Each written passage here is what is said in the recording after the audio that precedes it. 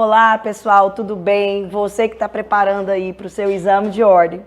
Eu sou a professora Ana Paula Fleury e vou acompanhar você no Direito do Trabalho, nessa disciplina aí que vai engajar aí os seus pontos e a gente vai o tempo todo aqui treinar questões, treinar aí a interpretação, o modo que a gente precisa entender a prova, o que é o perfil da sua banca, o que você pode fazer, o que você não pode fazer. Então vamos lá, vamos começar aqui, vamos aproveitar esse tempo. Pegue seu caderninho aí, sua caneta, anote aí as observações mais importantes que a gente vai passar aqui para você, que com certeza, ao final, você vai sentir que você vai estar mais preparado e objetivando aí o quê? Lograr êxito aí na sua aprovação. Então, a primeira questão aqui, ela fala o seguinte: o Gerson Filho é motorista rodoviário e trabalha na Sociedade Empresária Aviação Canela de Ouro Limitada. No dia 20 de agosto de 2018, ele se envolveu em um grave acidente automobilístico, sendo, ao final da investigação, verificado que Gerson foi responsável pelo sinistro, tendo atuado com dolo no evento danoso. Em razão disso, teve a perda da sua habilitação determinada pela autoridade competente. O empregador procura você, como advogado, afirmando que não há vaga disponível para Gerson em outra atividade na empresa e desejando saber o que deverá fazer para solucionar a questão da maneira mais econômica em obediência às normas de regência. O que você tem que observar nessa questão? Aqui ela fala o seguinte: olha, você é advogado da empresa, o Gerson Filho é motorista rodoviário e ele envolveu em um grave acidente automobilístico. Quando a gente observa essa questão, a interpretação que você precisa ter é de quê? Qual a forma de rescisão mais barata, aqui tá, a mais econômica, que você vai orientar o seu cliente, olha a interpretação, que você vai orientar o seu cliente e como que você vai ali resolver essa situação como advogado. Lembre-se, você está testando para ser advogado, como você vai resolver essa questão da forma mais razoável possível, da forma mais econômica. Então aqui nós temos uma rescisão de contrato de trabalho. Se ele envolveu o Gerson em um acidente automobilístico, e aqui ele fala que foi por ato doloso. A CLT, lá no artigo 482, ele fala o seguinte: cabe justa causa em caso de perda da habilitação profissional por dolo. Volta aqui na questão para você entender. Olha, o Gerson, ele era motorista e envolveu em um grave acidente automobilístico, sendo, ao final da investigação, verificado que Gerson foi responsável pelo sinistro, tendo atuado com dolo no evento danoso. Então, gente, é específico do artigo 482 da CLT o cabimento da demissão por justa causa. Vamos observar as assertivas. Diante dessa situação e dos termos da CLT, assinale a afirmativa correta. A. O contrato de Gerson deverá ser suspenso? Aqui não caberia suspensão contratual. Por quê? Porque a suspensão contratual, você aplica, né, neste caso, uma suspensão, às vezes, por um ato que o empregado fez, mas depois, se você aplicar uma suspensão disciplinar para esse empregado, você depois não pode rescindir o contrato de trabalho dele por justa causa. Então, não. B. O empregador deverá interromper o contrato de trabalho dele, gente. Coloca ele na casa dele ali e fica lá com o contrato interrompido até ver o que faz com o Gerson? Também não. C de casa. O contrato do empregado deve ser rompido por justa causa. Professora, por que é essa assertiva? Porque está claro no artigo 482 da CLT o cabimento da demissão por justa causa por dolo e o empregado perdeu a habilitação de motorista. Então, é a assertiva C. Por que que não é a D? A empresa pode dispensar o Gerson sem justa causa? Gente, sem justa causa não seria a questão de solucionar de maneira mais econômica. Então, a letra D também não é devida. Então, letra C de casa, o contrato do empregado deverá ser rompido por justa causa. A segunda questão. A Paula trabalha na residência de Silvia 3 vezes na semana como passadeira. Em geral, comparece às segundas, quartas e sextas, mas se necessário, mediante comunicação prévia, comparece em outro dia da semana, exceto sábados, domingos e feriados. A carteira de trabalho não foi assinada e o pagamento é por dia de trabalho.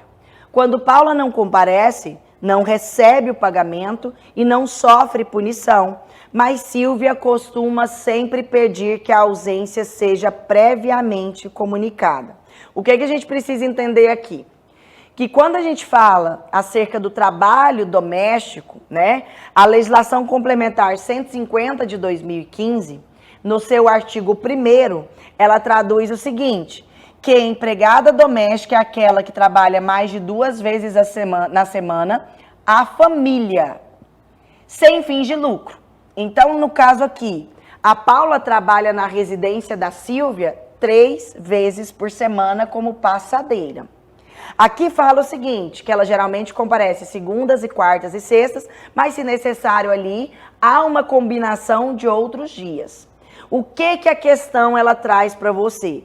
Você entender que diarista, eu recebo por dia, apesar da questão colocar alguns pontos para você ter dúvida, a professora vai voltar aqui, você vai entender que não dá para errar, e que a empregada doméstica, ela possui as características de habitualidade, pessoalidade, onerosidade, subordinação, cumulada com trabalho mais de 2 vezes na semana à família, que não tem lucro. Se dentro da minha casa tiver uma oficina de costura e eu tiver um lucro ali, e a fulana, que é a Paula, trabalhar para mim, automaticamente ela já não é mais empregada doméstica. Então, na questão, a gente observa que ela trabalha para a Silvia mais de 3 vezes na semana. Volta aqui. Aqui ainda ele fala, né, a questão fala, que a carteira não foi assinada e que tudo bem, o pagamento foi por dia trabalhado. O que você observa? Que há sim uma irregularidade na contratação. Mas isso não descaracteriza a condição de empregada doméstica, ok? Ainda que fala, quando ela não comparece, ela não recebe o pagamento, mas não sofre punição, é para te deixar confuso. Se ela não recebe o pagamento do dia, né, essa empregadora, ela tirou o dia da Paula, né, que não trabalhou. Ainda assim, Silvia costuma pedir que ela comunique. Então, com base nas características do artigo 1º, é claro, gente, vocês vão olhar, artigo 1º da legislação complementar 150 de 2015. Será que a Paula é empregada doméstica? Eu falo para vocês que sim. Então, volta aqui. Paula procura você como advogado com dúvida acerca da sua situação jurídica.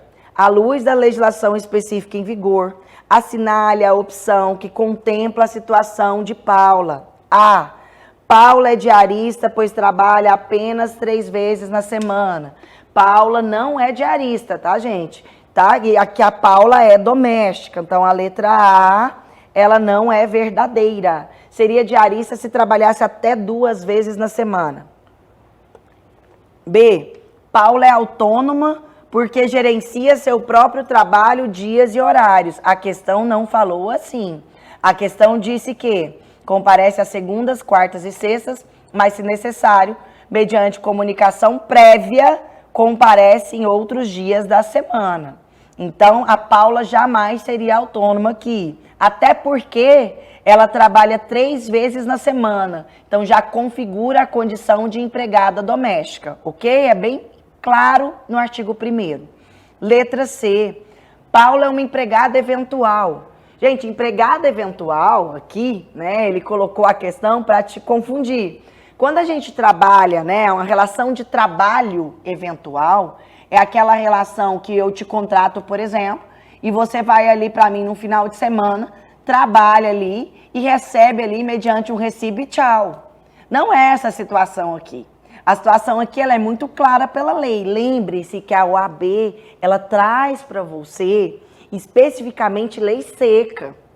Então, se ela traz lei seca, necessário se faz que neste caminhar de conhecimento, nós saibamos o que? A diferença do que é empregado doméstico, do que é o diarista, do que é o trabalhador eventual, para que fique mais fácil a interpretação da questão. E letra D de dado. Paula é empregada doméstica. Fundamente aí no seu caderno. Artigo 1º da Legislação Complementar 150 de 2015, que fala quem é a empregada doméstica e quais são as características, e não esqueça, lá no artigo 2º e no artigo 3º da CLT, ele vai falar também quem é o empregado e quem é o empregador. Então ajuda você aí neste estudo de reta final, tá bom? Então vamos lá. Questão número 3. 2 irmãs costureiras trabalharam juntas em uma confecção. A mais velha, empregadora da mais nova, que gerenciava a atividade. Devido a um desentendimento em família, a irmã mais nova foi dispensada. Em decorrência da relação fraternal, chegaram a um bom termo, sem a necessidade de ajuizamento da demanda. Porém, por segurança de ambas, gostariam de ver garantidos judicialmente os termos do acordo e procuraram você como advogado consultor. Então vamos lá. Nessa questão, gente, se trabalha o acordo extrajudicial, que ele veio com a reforma trabalhista. O que é esse acordo extrajudicial? Percebam aqui, são 2 irmãs que trabalham junto aí e elas querem ali pôr fim ao contrato de trabalho, mas de forma mais segura. O que pode ser feito aqui nessa situação? Um acordo extrajudicial. O que a sua prova traz? Primeiro ponto, o acordo extrajudicial é um acordo entre empregado e empregador, e dentro desse acordo eles já chegam ali num valor, já chegam ali, vai habilitar, vai dar as guias do seguro-desemprego, vai sacar o FGTS, vai pagar ou não a multa de 40%, enfim. Esse acordo chama extrajudicial porque você chega com os termos do acordo pronto na Justiça do Trabalho. Só que entendam, apesar de chamar extrajudicial, há que se falar em uma petição única, e dentro dessa petição única, nós vamos ter lá os termos das condições que foram compactuadas do próprio acordo. Empregada aqui, tem o seu advogado, empregadora tem o seu advogado, ou seja, não poderá ter advogados, os advogados precisam ser diferentes. Não há que se falar em um advogado para as 2 partes. Primeiro ponto que você tem que prestar na sua prova, prestar atenção na sua prova. Então, advogados precisam ser de escritórios diferentes, não há que se falar em identidade de advogados. Um advogado só não pode representar. Outra coisa, peticiona, vai lá na Justiça do Trabalho, entra no sistema com a petição única, todo mundo assina. A empregada assina o seu advogado, o empregador assina o seu advogado. O juiz, gente, ele não é obrigado a homologar. Então, o juiz não é obrigado a nada. Então, se ele não homologa, caberá recurso ordinário. Cuidado. Se não houver a homologação do acordo extrajudicial, cabe recurso ordinário. Se o juiz homologar, transita em julgado. Ah, professora, mas se o juiz tiver alguma dúvida e tudo, ele pode chamar audiência? Sim. Se ele tiver qualquer tipo de dúvida, ele pode ali chamar as partes para uma audiência para entender os termos do acordo. um ponto que é muito importante. Nesta situação do acordo extrajudicial, não admite jus postulandi. Isso cai na sua prova. O que é isso? Jus postulandi é o poder que eu tenho de postular em juízo sem a figura do advogado. Então, é como se eu aqui, ó, chegasse na Justiça do Trabalho e falo, olha, eu quero ali processar o meu ex-empregador porque ele não pagou as minhas verbas rescisórias e não tem um advogado assistido. Neste caso do acordo extrajudicial, não há que se falar no jus postulandi. Então, eu não posso entrar com essa petição sem advogado, tá bom? Então, com base nessas explicações, vamos ver aqui as assertivas. Olha, diante disso, observados os termos da CLT, assinale a afirmativa correta. A. Deverá ser distribuída uma petição requerendo a homologação de acordo extrajudicial, sendo que as partes deverão obrigatoriamente estar representadas por advogado, ainda que comum, não poderá ser advogado comum. O que está errado aqui nessa questão? Exatamente isso. Então, a letra A é falsa. Letra B, deverá ser ajuizada uma ação trabalhista e realizado um acordo na primeira audiência, vigorando o jus postulandi. Primeiro, não é necessário, não é obrigatório, tá, gente? O acordo em audiência. Lembrem-se o seguinte, muitas das vezes nem audiência tem. Os termos do acordo é na própria petição. Então, você já coloca ali os termos do acordo na própria petição. Então, não chama necessariamente uma audiência para acordar. Lá na petição inicial que você já inseriu junto do processo, né, com o seu advogado e a outra parte, já tem quais são os termos do acordo. E aqui, ponto 2, não vigora jus postulante, é proibido jus postulante, tá? Então, letra B, falso também.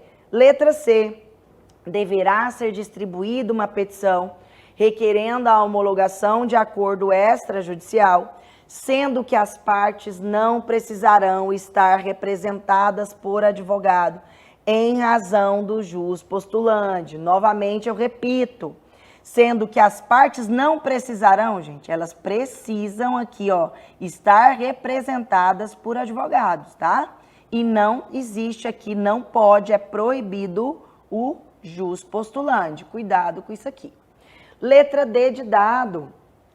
Deverá ser distribuída uma petição requerendo a homologação de acordo extrajudicial, sendo que as partes deverão obrigatoriamente estar representadas, olha aqui, por advogados distintos. Então, aqui, ó, a assertiva correta. Vai lá, distribui uma petição requerendo a homologação dos termos do acordo que as partes já fizeram, ok? E cada parte tem o seu próprio advogado. Então, letra D de dado, que responderia à sua questão. Cuidado que a prova, ela gosta muito desse assunto do acordo extrajudicial. Vamos para a próxima aqui. Na questão número 4, fala-se o seguinte: determinado empregado foi contratado para criar e desenvolver programas de software, criando novas soluções para as demandas dos clientes do seu empregador. Em sua atividade normal, esse empregado inventou um programa original muito útil e prático para que os empresários controlassem a distância de seus estoques, o que possibilitou um aumento nas vendas. Olha só, este empregado em especial, gente, ele já foi contratado para isso, para criar e desenvolver o quê? Um programa de software, tá? E aí, na sua atividade normal, que a empresa contratou, ele inventou aquilo que ele foi contratado, ou seja, um programa original, útil e prático, para que os empregados controlassem a distância seus estoques. Então, vamos lá. Diante da situação retratada, assinale a afirmativa correta. O empregado terá direito, conforme lei, a uma participação sobre o lucro obtido nessas vendas? Aqui é muita interpretação. Se você não sabe a parte da lei, aqui com a interpretação você consegue responder. Pensa comigo aqui, ó. Você, empregado, você já não foi contratado para isso? Você já não recebe o seu salário para criar programas de software? Então, aqui você não vai ter lucro. Quem que tem lucro nesse caso? O empregador. O empregador já paga o seu salário para isso. Então, essa daqui, falso. Letra B, a lei é omissa a esse respeito. Ou seja, gente, a lei não é omissa, ela é clara a esse respeito. De modo que, caso não haja consenso entre as partes, será necessário ajuizamento de ação trabalhista para resolver o impasse. A lei é clara, CLT também traz, então não há que se falar que a lei é omissa. Letra C, todo lucro obtido pelo invento será do empregado? Nunca, gente. Nessa situação aqui, o empregado recebe o salário para isso, então falso. Letra D de dado, o empregado terá direito a apenas o seu salário normal, exceto se o seu contrato de trabalho tiver previsão de participação no lucro do seu invento. Então, por interpretação, caso você não soubesse aí os termos da lei, por interpretação, a gente consegue entender que, ó, a assertiva correta é a letra D. Ele foi contratado para criar e desenvolver programa de software. Ele foi lá e fez. Então, ele só vai ter qualquer tipo de lucro se ficar combinado no contrato de trabalho. Se não tiver nada combinado, gente, ele recebe o seu salário do mês, dos meses que ele está na empresa, ok? Então, novamente, letra D de dado. Então, vamos para mais uma questão número 5. Presta atenção aqui que a professora já marcou aqui para vocês. Olha, a empresa InfoHoje Limitada firmou o contrato com Paulo, pelo qual ele prestaria consultoria e suporte de serviços técnicos de informática a clientes da empresa.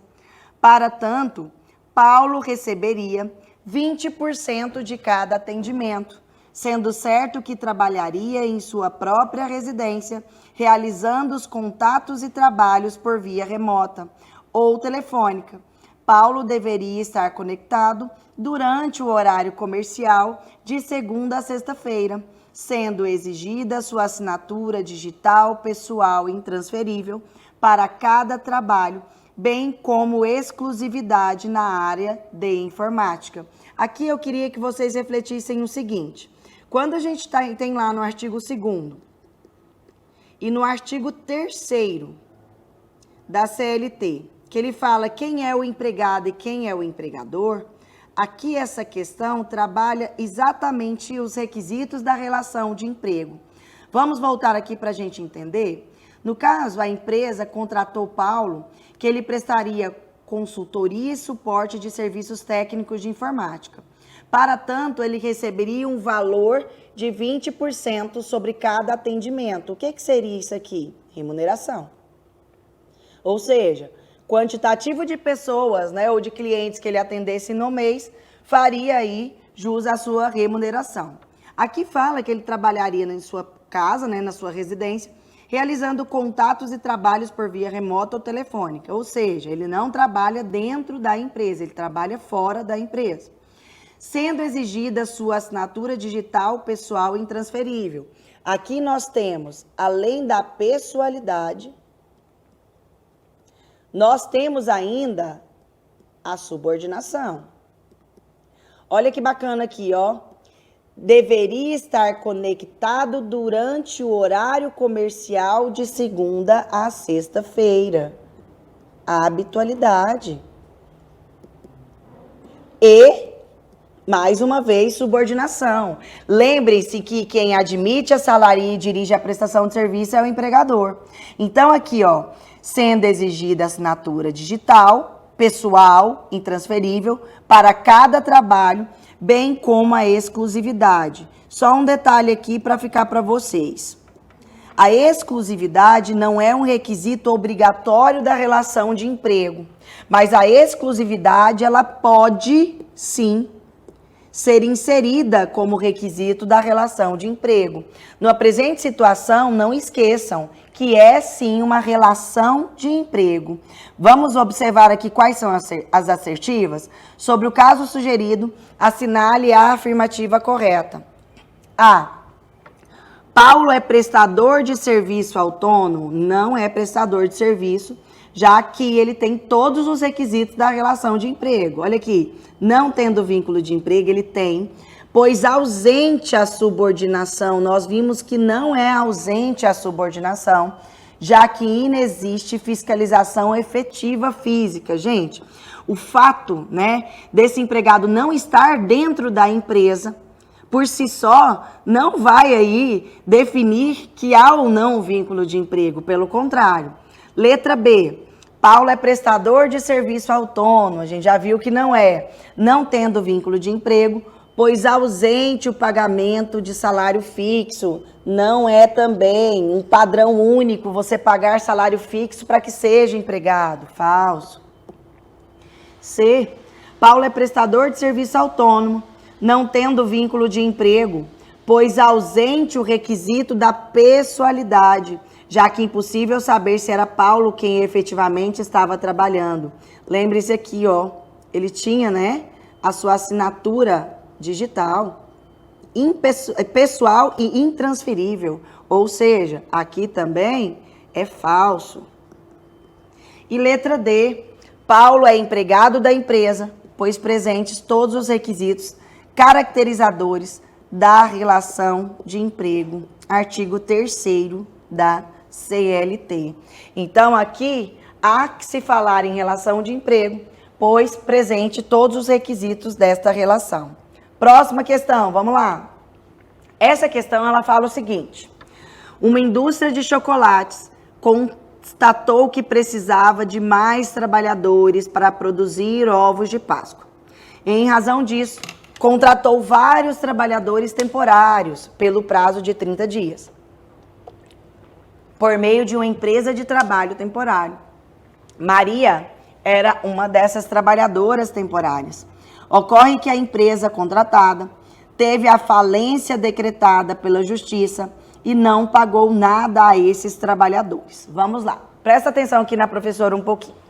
Quando a gente fala ali na figura do contrato temporário, a gente precisa entender inicialmente que é uma relação de terceirização. O que é terceirizar? É transferir a um terceiro uma determinada atividade, que pode ser atividade meio ou atividade fim, tá? E aí, nessa presente situação aqui, uma indústria de chocolates, ela contratou aí, acho que a Maria, né? Para que ela ali trabalhasse na empresa de trabalho temporário por um certo período de tempo. Então, vamos entender aqui. Quando eu trabalho por uma empresa de trabalho temporário, o empregador direto da Ana Paula é a ETT, Empresa de Trabalho Temporário. Eu tenho uma relação de vínculo de emprego com ela. Então, é ela que vai pagar meu salário, ela que vai pagar meu FGTS, meu 13º, meu FGTS, enfim, todos os meus direitos trabalhistas. Agora, em relação ao trabalho temporário, a gente precisa observar muito bem para a nossa prova que a empresa de trabalho temporário, ela pode prestar um serviço a um terceiro num prazo máximo aí de 180 dias, podendo ser renovado por mais 90 dias, desde que mantenha as mesmas condições do contrato de trabalho. Ah, professora, mas a título de responsabilidade. A responsabilidade do tomador de serviço, presta bem atenção porque cai muito na sua prova. A responsabilidade do tomador de serviço, inicialmente, ela é subsidiária. Então, se por um acaso uma empresa de trabalho temporário, ela não paga a Ana Paula, eu posso acionar ali de modo subsidiário o tomador de serviço. Só que neste caso aqui em especial, vocês percebam que a empresa de trabalho temporário decretou falência. Ah, professor, então é uma exceção? A resposta é sim. Em caso de falência, a responsabilidade vai ser agora solidária.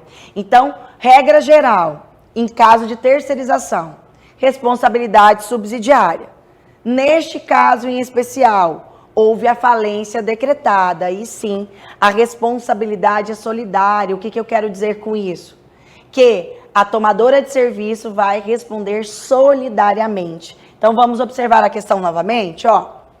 Uma indústria de chocolates constatou que precisava de mais trabalhadores para produzir ovos de Páscoa. E, em razão disso, contratou vários trabalhadores temporários pelo prazo de 30 dias, por meio de uma empresa de trabalho temporário. Maria era uma dessas trabalhadoras temporárias. Ocorre que a empresa contratada, a empresa de trabalho temporário, teve a falência decretada pela Justiça e não pagou nada a esses trabalhadores temporários. Maria procura você, como advogado, para saber se a indústria de chocolates, tomadora de serviço, teria alguma responsabilidade. Sobre a hipótese, de acordo com a norma de regência, assinale a afirmativa correta. Só não esqueçam o seguinte: aqui é a Maria, aqui é a empresa de trabalho temporário e aqui é a tomadora de serviços. Maria tem o vínculo de emprego com a empresa de trabalho temporário. Essas duas aqui têm um contrato de prestação de serviços. Nunca esqueça disso quando a gente fala em terceirização ou um contrato temporário que não deixa de ser uma terceirização também, com um prazo pré-estipulado. E quando você contrata uma empresa de trabalho temporário, você tem um objetivo para suprir alguma demanda de serviço, às vezes de pessoas. Então, com base aqui, a Maria procura você como advogado para saber se a indústria de chocolates, tomadora de serviço, teria alguma responsabilidade. Sobre a hipótese, de acordo com a norma de regência, assinale a afirmativa correta. A indústria de chocolates contratante terá responsabilidade solidária. Aqui, ó, gente, falência é exceção. Aí a responsabilidade será sim solidária. A resposta é a letra A.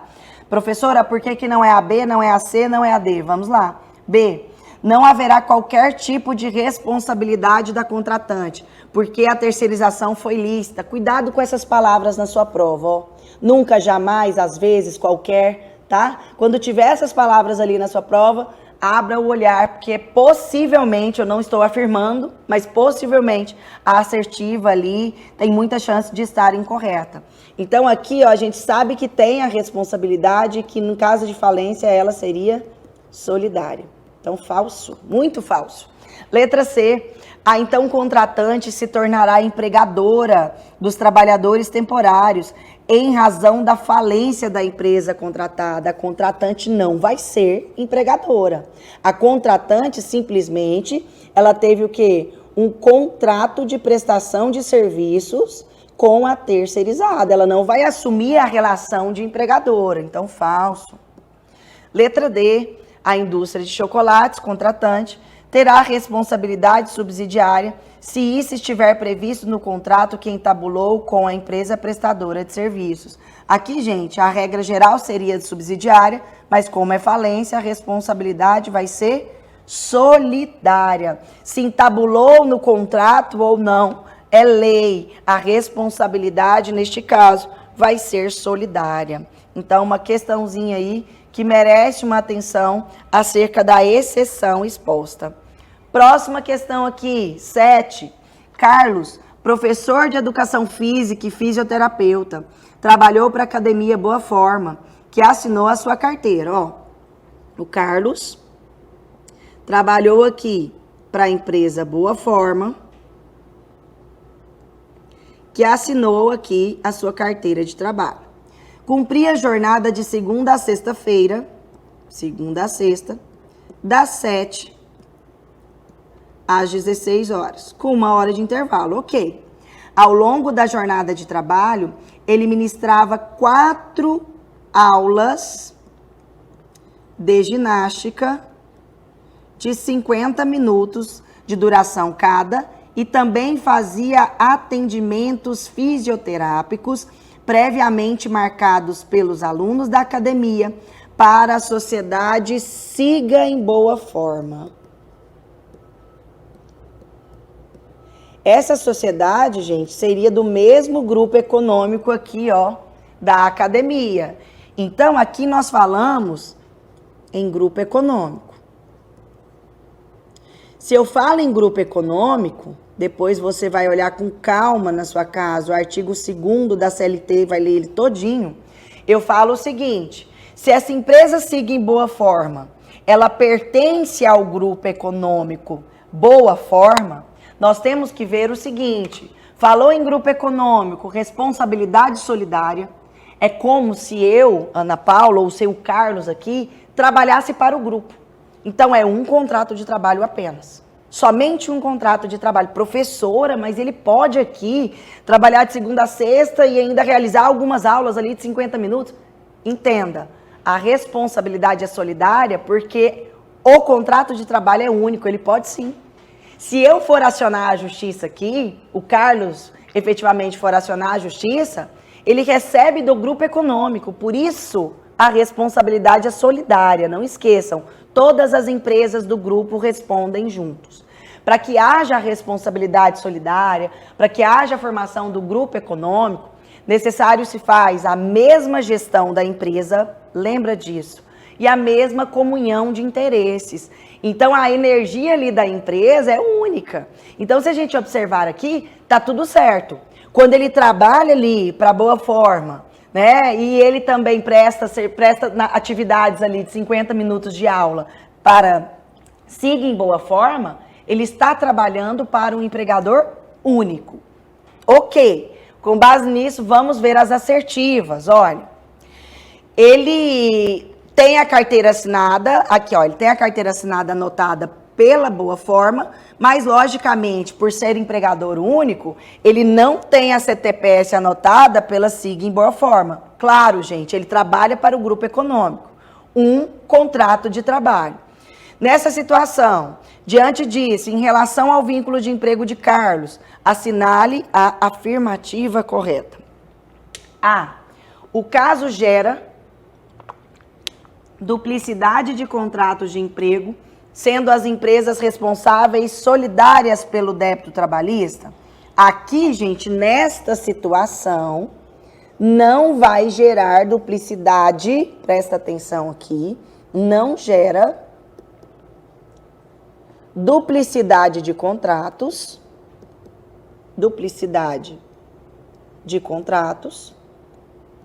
tá? Agora, as empresas são solidárias, porque é grupo econômico. Então, isso aqui que está falso.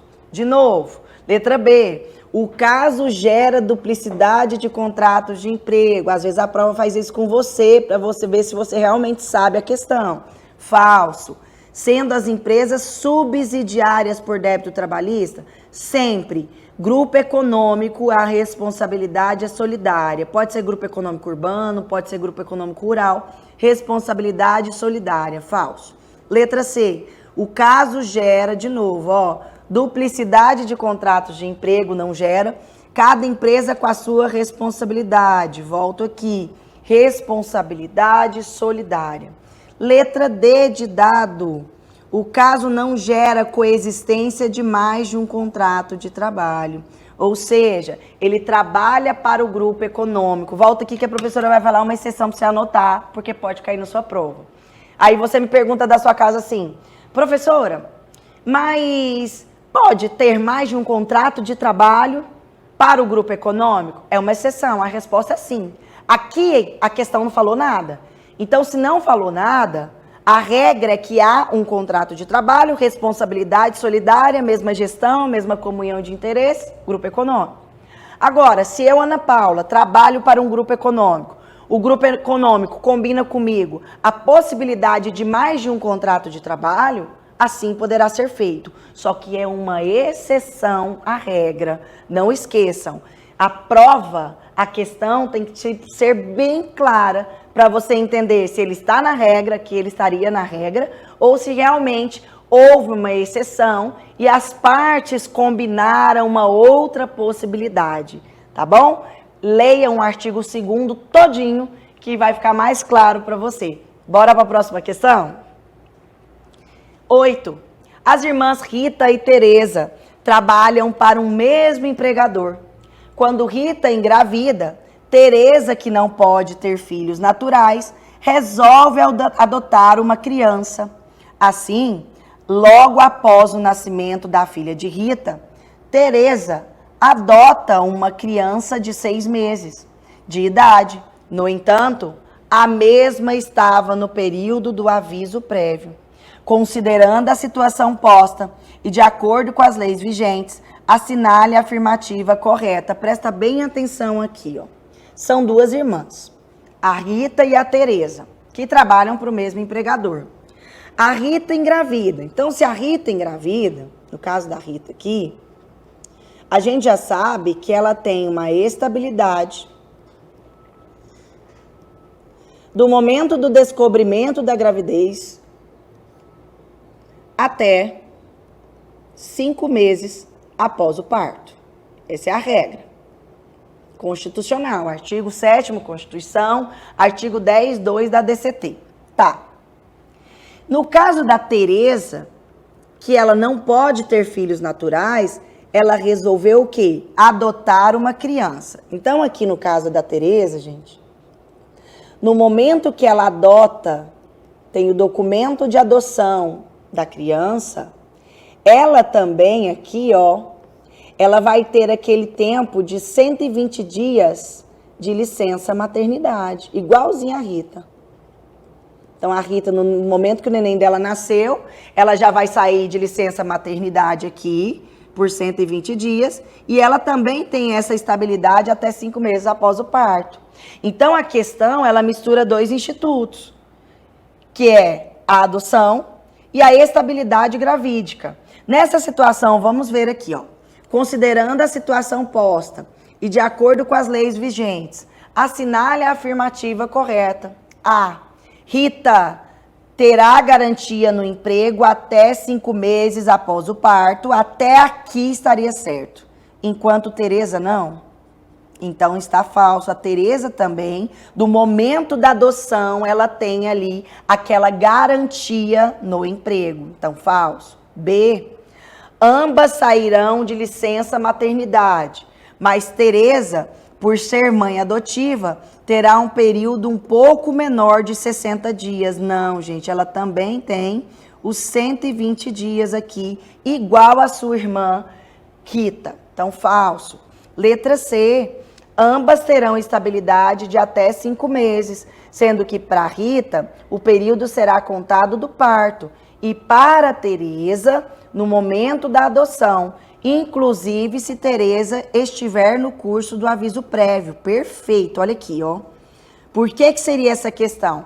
Porque as duas, a letra C, as duas vão ter estabilidade de 5 meses, sendo que para Rita, do momento em que ela, né, conta do parto, e para Tereza, do momento da adoção. Só volta aqui para mim. Aqui nessa situação, percebam que a questão, ela traz ainda uma pimentadinha. Ela coloca assim, ó. Inclusive, se Tereza estiver no curso do aviso prévio. Inclusive. Quando que eu tenho a estabilidade, né? Neste caso aqui, se fosse a estabilidade gravídica, né? Eu penso aqui, ó. Vamos separar a caixinha. Rita engravidou. Do momento que ela engravidou, ela tem a estabilidade, ela poderia estar no contrato de experiência, no contrato determinado, ela poderia ser uma aprendiz, que é um contrato determinado, ou engravidar no curso do aviso prévio, que ela teria estabilidade. Já no caso da sua irmã, da Tereza, do momento em que ela pega, né, aquele documento de adoção que ela tem ali, demonstra que ela efetivamente tem a guarda desse bebê, que ela adotou esse bebê, pode ser um bebê, pode ser uma criança de 1 ano, 2 anos, 3 anos, 4 anos, 7 anos, 9 anos. Ela tem sim a estabilidade, essa garantia de emprego, inclusive se ela apresenta esse documento no curso do aviso prévio, ok? Então, a letra C está corretíssima. Por que não é a D? Ambas terão salários suspensos enquanto durar a licença maternidade? Gente, essa questão é assim, é sem lógica. Elas não têm o salário suspenso, tá bom? Na licença maternidade, elas recebem sim, efetivamente, os seus salários, tá? Da empresa, e depois ela restitui pela Previdência Social. Então, letra C de casa é a assertiva correta. Questão 9. ABC, manutenção e limpeza, manteve contrato de fornecimento de mão de obra de limpeza com Aeroportos Brasileiros, a empresa pública federal. Por ocasião da ruptura do contrato entre as empresas, Paulo, funcionário da ABC Manutenção e Limpeza, e que prestava serviços para Aeroportos Brasileiros, foi dispensado sem receber as verbas rescisórias. Ajuizou a ação trabalhista em face de ambas as empresas, sendo a empregadora Revel, a tomadora dos serviços, apresentou defesa com robusta documentação, demonstrando a efetiva fiscalização do cumprimento do contrato e de aspectos legais, sendo certo que o contrato foi cancelado justamente por razão da fiscalização. Aqui nós temos que pensar primeiramente o seguinte: nós temos uma terceirização. Então a ABC, Manutenção e Limpeza, ela manteve um contrato de fornecimento de mão de obra com a empresa Aeroportos Brasileiros, empresa pública federal. Então aqui nós temos o Paulo, que é contratado pela ABC, que presta serviços para o Aeroporto Brasileiro. Aqui nós temos de novo uma terceirização.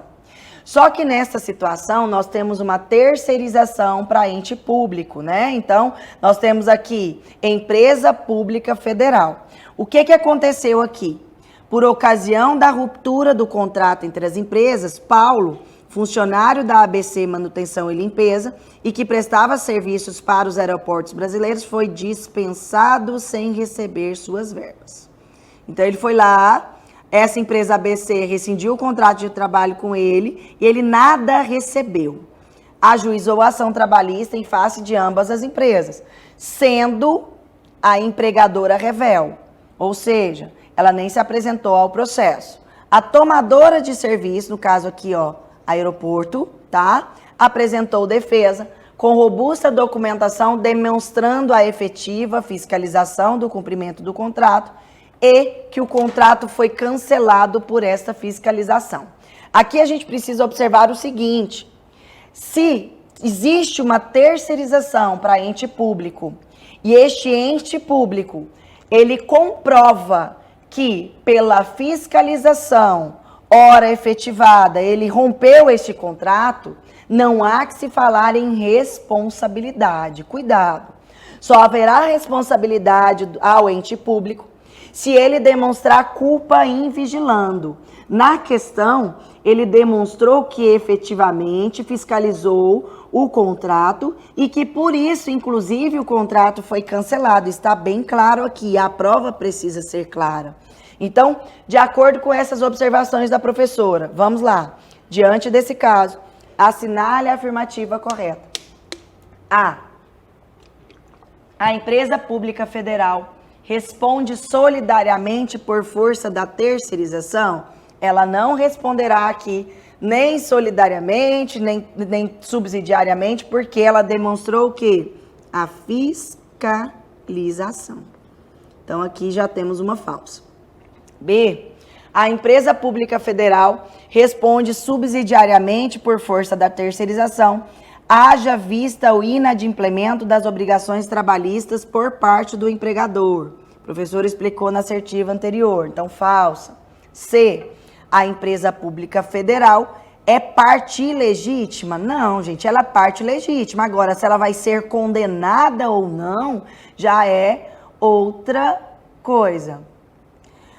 É parte legítima para figurar no polo passivo da demanda, porque não tem vínculo de emprego com Paulo. Ou seja, essa assertiva aqui é totalmente falsa. Letra D de dado.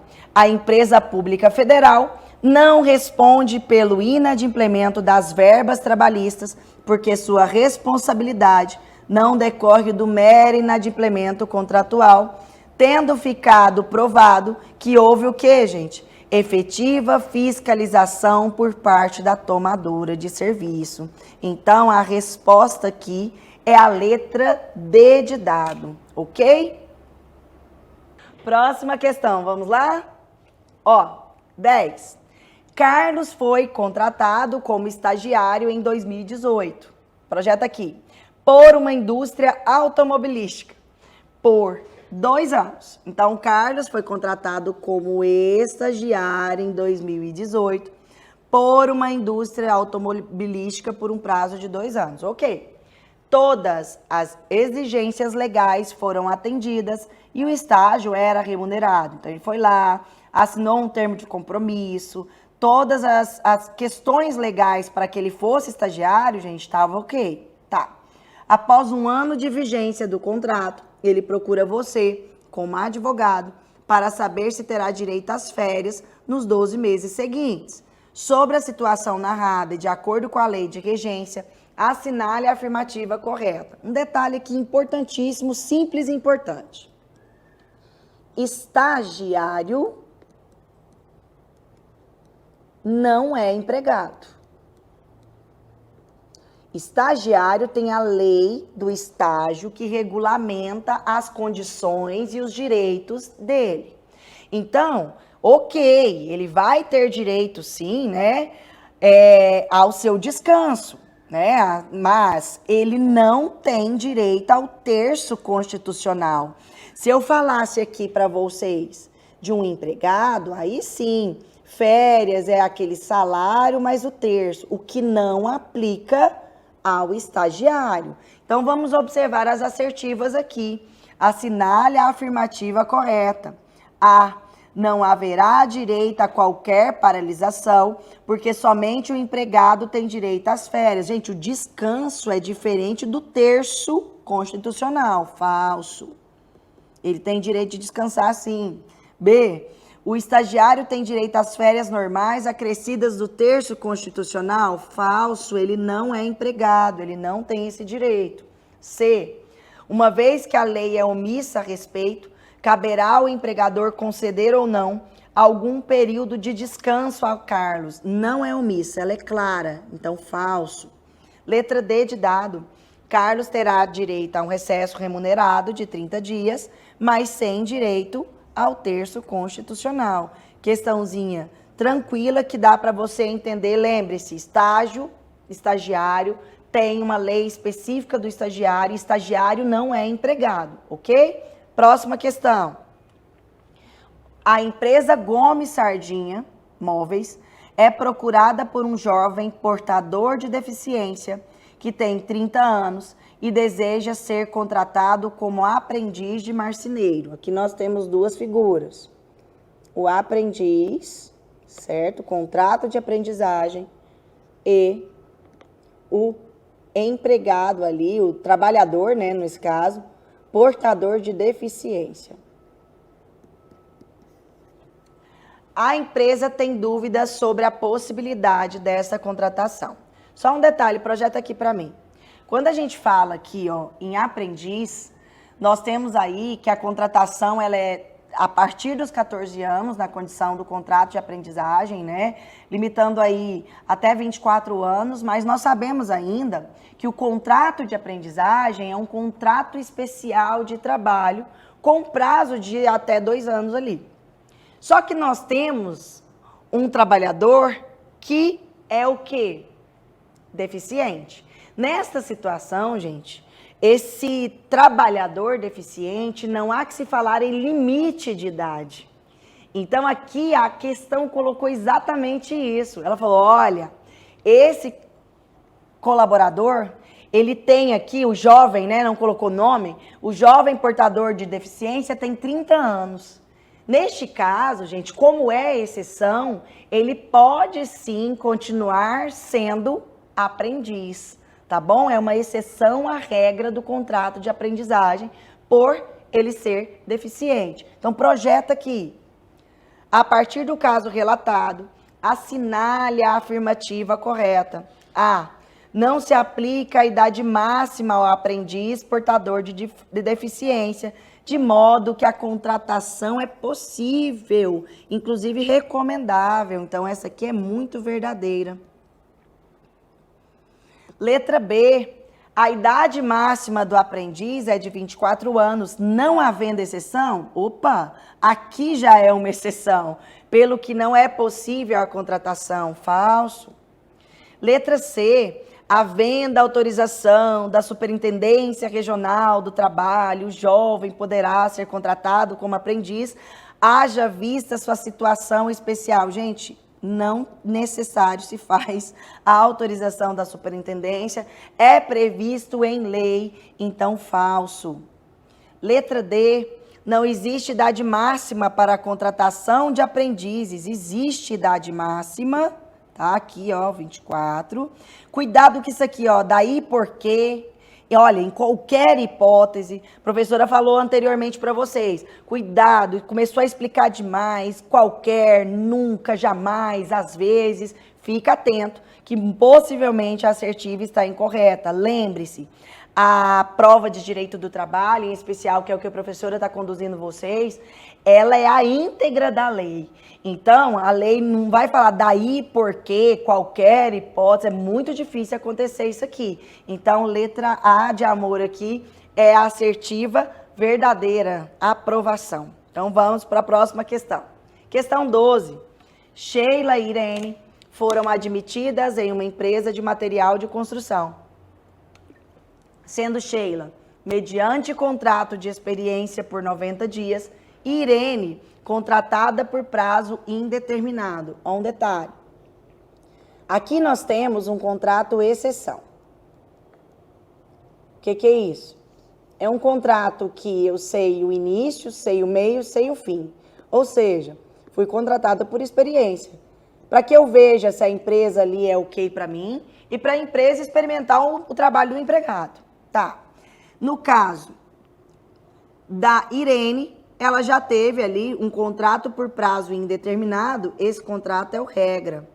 Eu não sei o fim do meu contrato de trabalho pelo princípio da continuidade da relação de emprego. Então, aqui, vamos observar o que aconteceu. Ocorre que, 60 dias após o início do trabalho, o empregador resolveu dispensar ambas as empregadas, porque elas não mostraram o perfil esperado, dispondo a pagar todas as indenizações e multas previstas em lei para extinguir os contratos. No momento da comunicação do desligamento, ambas as empregadas informaram que estava grávida de 1 mês de gestação, mostrando os laudos de ultrassom. Aqui, vamos lá, súmula 244, que você vai depois olhar na sua casa, do TST.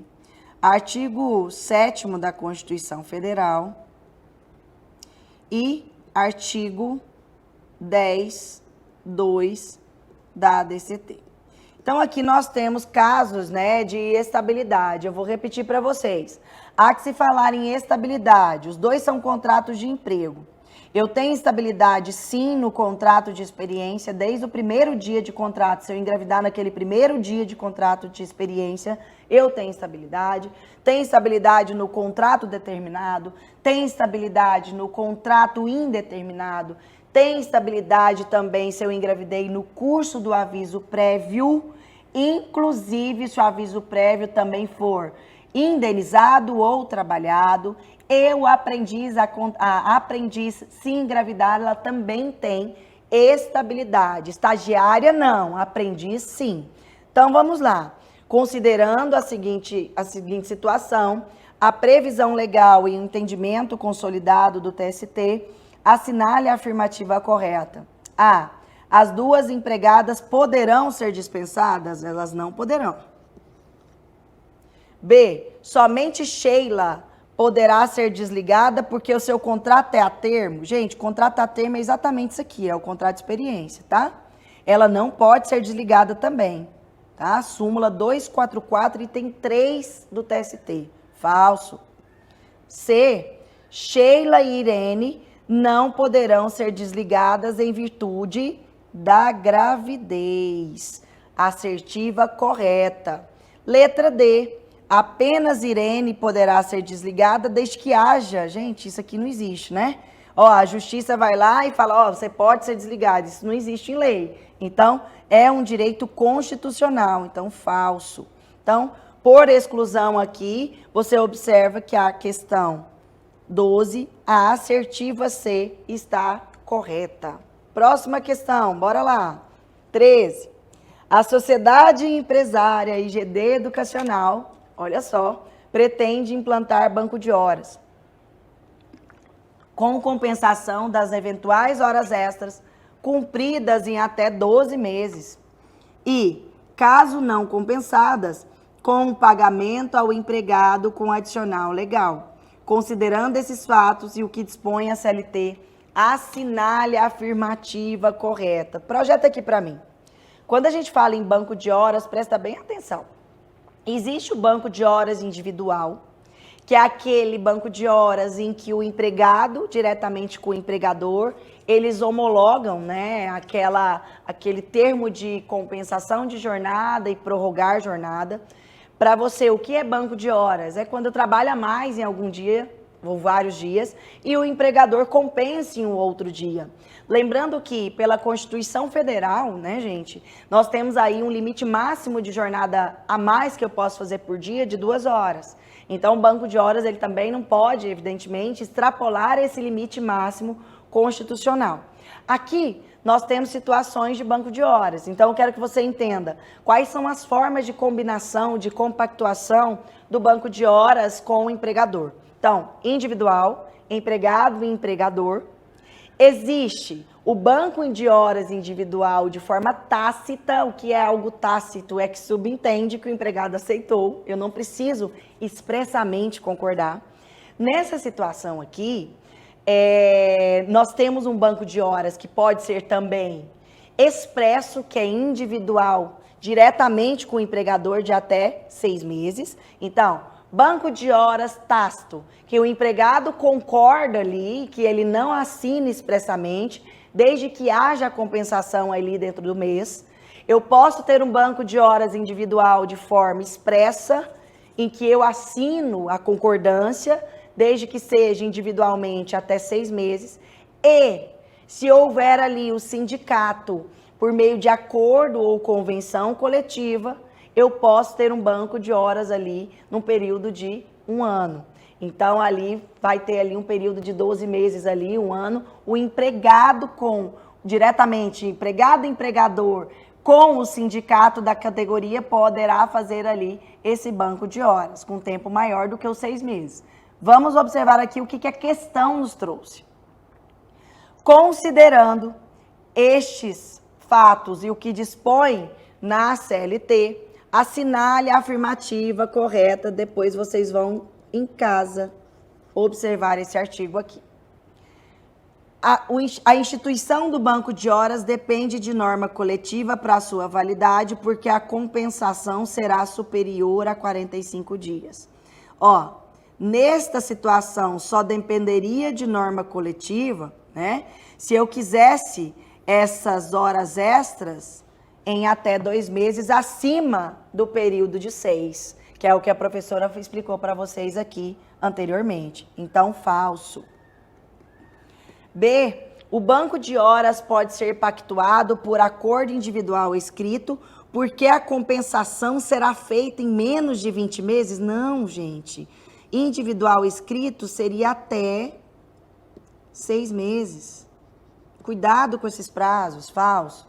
C. O banco de horas é proibido por lei? Ele não é proibido por lei, inclusive com acompanhamento do sindicato? Falso.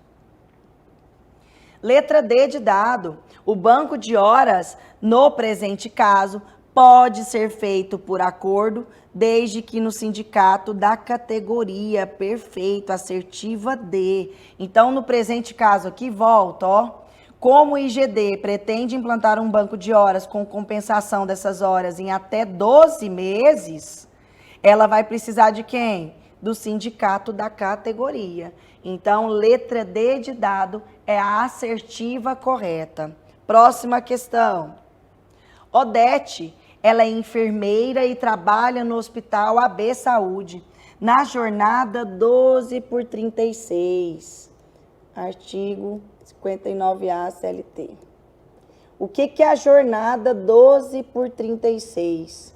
é aquela jornada que o empregado trabalha 12 horas e folga as próximas 36 horas. Então, gente, dentro dessa jornada, é uma jornada exceção, cuidado, é uma jornada exceção, ela pode ser compactuada por acordo individual, que é quando o empregador diretamente negocia com o empregado, ela pode ser feita por acordo coletivo, ou ela pode ser feita por convenção coletiva do trabalho. Não esqueçam o seguinte, que dentro da remuneração desse empregado, no caso da Odete, que trabalha como enfermeira nesse hospital, dentro da remuneração dela, exemplo, se ela recebe R$3.000, está incluso, dentro da remuneração, está incluso descanso semanal remunerado, feriados, se ela trabalhou em qualquer feriado aí, está incluso dentro do salário dela, dentro da remuneração de 3.000, e prorrogação da jornada noturna. Isso é lei. Então, diante disso, vamos observar a assertiva. Olha, a Odete, a enfermeira, trabalha no Hospital AB Saúde na jornada 12 por 36. 12 horas trabalhadas por 36 horas de descanso. Cansada de tal jornada exaustiva, ela procura você como advogado para saber acerca dos seus direitos, com base na presente situação. Em caso de invalidade da jornada 12 por 36, necessário se faz o reconhecimento dos pedidos das horas extras passadas das 8 horas, em conformidade com a Constituição Federal. Gente, por que essa assertiva ela é muito verdadeira? O que acontece aqui? Só projeta para mim. Quando eu contrato esse empregado na jornada 12 por 36, presta bem atenção que a professora colocou essa questão para você refletir. Se eu contrato um empregado na jornada 12 por 36, ele já vai trabalhar 12 horas. Então, ele entra às 7 e sai às 19, por exemplo. Concordam comigo que já é uma jornada prorrogada? Porque o normal pela Constituição, lá no artigo 7º da Constituição, é que o empregado ali vai trabalhar 8 horas por dia, podendo, ter 2 horas extras efetivamente, e está tudo certo. Nesta situação, ele já trabalha 12 direto. Então, não posso horas extras. Ponto 1, não posso. Então, o que acontece aqui?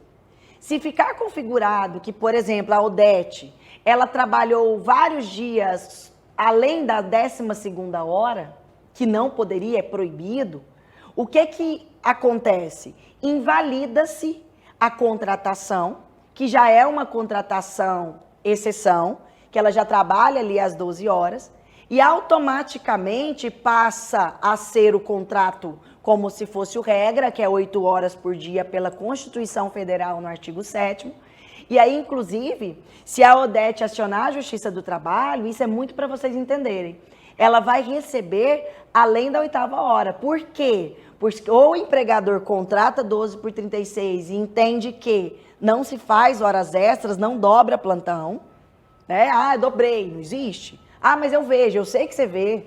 Eu brinco com vocês que o mundo lá fora é perigoso. É no sentido de que nós, como o direito do trabalho é muito próximo a nós observamos muitas irregularidades. Mas a sua prova, ela traz o que está na lei. Então aqui, se observar que a jornada 12 por 36, ela foi feita, contrato realidade, de modo errôneo, há que se falar em reconhecimento da jornada de trabalho de 8 horas e tudo que ultrapassar as 8 horas, nós teríamos aí horas extras. Então, volta para nós aqui.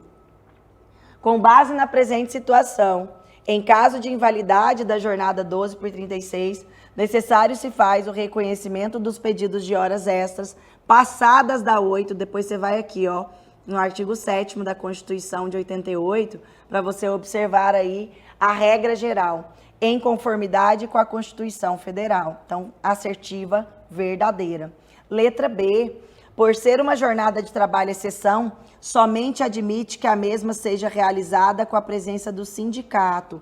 Por que está errada? Porque eu posso fazer por acordo individual também. Empregado e empregador diretamente pode fazer essa jornada, tá? Tá aqui, a professora colocou. Letra C, admite-se compensação de jornada. Olha só, se eu não posso nem fazer horas extras, como é que eu vou compensar essa jornada? Então fica incoerente, né? Então falso por incoerência mesmo.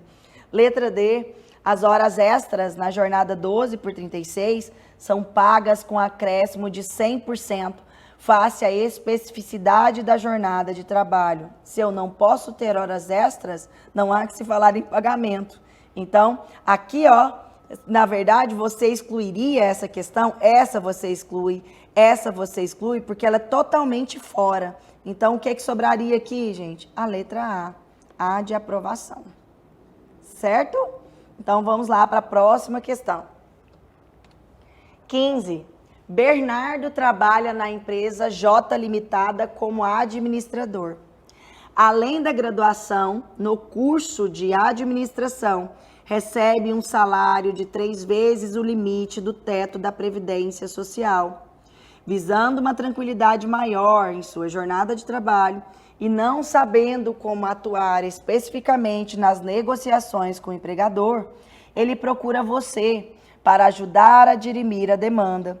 Com base na presente situação, responda. Aqui, gente, a gente observa a figura do empregado hipersuficiente. Quem é o empregado hipersuficiente? É aquele empregado que tem curso superior. Perceba que ela fala que a questão, que ele é administrador e que ele recebe 3 vezes o teto da Previdência Social.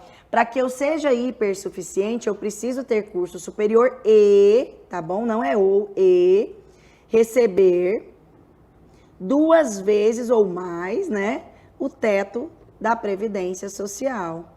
Então, aqui a gente já depara que o Bernardo, né, é hipersuficiente, o que dá direito a ele, pelo artigo 611-A da CLT, negociar alguns dos direitos diretamente com o empregador sem a presença do sindicato. Exemplo, redução de intervalo para 30 minutos se a jornada dele for acima de 6 horas. Exemplo, negociar diretamente um banco de horas, uma troca de feriado, entre outros direitos que você vai olhar na sua casa. Então, com base na presente situação, responda. Você deve explicar a Bernardo que somente poderá tratar acerca da jornada se houver intermédio do sindicato da categoria profissional. Gente, neste caso especificamente, o Bernardo é exceção. Ele não precisa do sindicato para negociar a jornada porque ele é hipersuficiente. Se fosse hipo, só para acrescentar ao seu conhecimento, o hipo é aquele empregado que recebe até 40% do teto do INSS. Se ele fosse o hipo, aí sim, ele teria que ter o intermédio ali do sindicato. Então, é falso por isso. Letra B, você deve explicar a Bernardo que poderá tratar acerca da jornada por meio de acordo individual, desde que com a fiscalização do sindicato. Não precisa da fiscalização do sindicato, já que o Bernardo é hipersuficiente, ok? Falso. Letra C, você deve explicar a Bernardo que poderá tratar acerca da jornada por meio de acordo individual do trabalho, sendo possível por ser um empregado hipersuficiente, assertiva correta. Como ele tem curso superior, recebe 2 vezes ou mais o teto da Previdência Social, ele pode aí negociar diretamente com o empregador a jornada de trabalho. Letra D, em hipótese alguma, Bernardo poderá negociar a jornada de trabalho, pois trata de direito constitucional. Só fazer um acréscimo aqui para vocês. Volta aqui para mim. Claro, gente, que não é negociar qualquer jornada. Todo e qualquer trabalhador tem os seus direitos previstos na Constituição Federal e na CLT. Essa negociação, ela é possível sim da jornada, desde que respeite os limites da Constituição Federal, tá bom? Então aqui você vê que a D coloca você em confusão para você dar uma... Será que é? Então aqui, ele pode negociar? A resposta é sim. Qual é o limite de negociação? O que é previsto na Constituição Federal. Então a assertiva aqui correta é a assertiva C aqui, tá bom? Vamos lá. Questão 16. João exerce função de operador de caixa no supermercado Compre Bem Limitada, comovido pela situação da pandemia, que ocasionou prejuízo significativo, sensibilizou com a situação financeira negativa que seu empregador se encontra. João, em reunião com seu diretor, informou a ele que gostaria de abrir mão, olha aqui, de suas férias e ceder esse período e valor ao financeiro para o seu empregador. Vamos lá. Nós temos ali no artigo 7º da Constituição os nossos direitos que são irrenunciáveis, indisponíveis e que não poderão de jeito nenhum ser objeto de negociação. Eu costumo dizer que a lei nos protege contra nós mesmos. Ou seja, mesmo que eu fique com pena do empregador, eu não posso falar para ele, olha, tá tudo bem, eu não preciso tirar férias, você pode ficar com o meu dinheiro. Isso não existe. Então, diante do exposto, vamos refletir aqui, porque princípio ele não vai cair diretamente na sua prova, mas ele vai cobrar um raciocínio extremo seu. Então, tá lá no seu edital a questão principiológica, e você vai entender aqui nessa questão agora. Diante do exposto, marque a seguir o princípio que o caso narrado se refere. Primeiro princípio aqui, por que não é? Princípio da intangibilidade salarial. Nós não estamos falando que o salário dele vai ser mexido, né? E a gente sabe que o nosso salário é imexível, é intangível, né? Que não pode ser objeto ali, né? De negociação pelo empregado, via de regra, né? Que eu não posso ter o meu salário aí afetado em situação alguma, com algumas exceções, mas essas exceções são bem expressas. Então, falso. Letra B. Princípio da inalterabilidade contratual lesiva. O que fala esse princípio? Que eu não posso alterar o contrato de trabalho para prejuízo do empregado e que essa alteração, inclusive, ela é nula.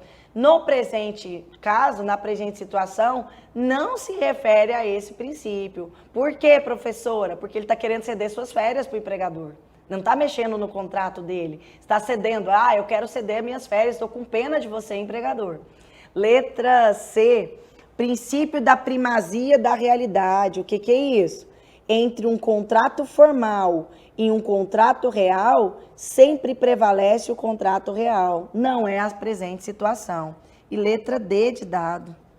Princípio da irrenunciabilidade dos direitos. Ou seja, o João jamais poderá, mesmo que ele queira, né, renunciar às suas férias, renunciar ao seu direito ali, porque está previsto no artigo 7º da Constituição. Então, logo, a assertiva que regulamenta aí a presente questão é a letra D. Próxima questão aqui, 17. Em uma greve ocorrida há 2 dias dentro de uma indústria metalúrgica, o dirigente sindical, que é empregado da referida empresa, agrediu fisicamente o diretor com tapas e socos, sendo a agressão gravada pelo sistema de segurança existente no local.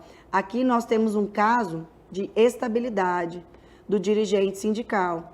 Dirigente sindical, gente, nós temos ali a súmula 369, principalmente, e a súmula 379 do TST. Quem que é o dirigente sindical? Direção.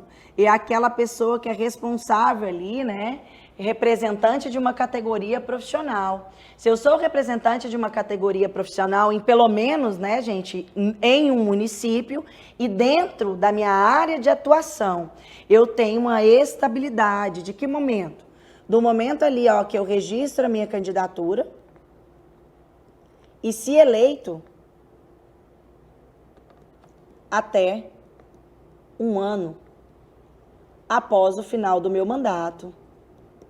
Só que o que acontece aqui? Eu sou estável, a resposta é sim, mas eu posso rescindir o contrato de trabalho do dirigente sindical? Eu posso rescindir por falta grave. Aqui, a presente situação é essa. O que ele fez?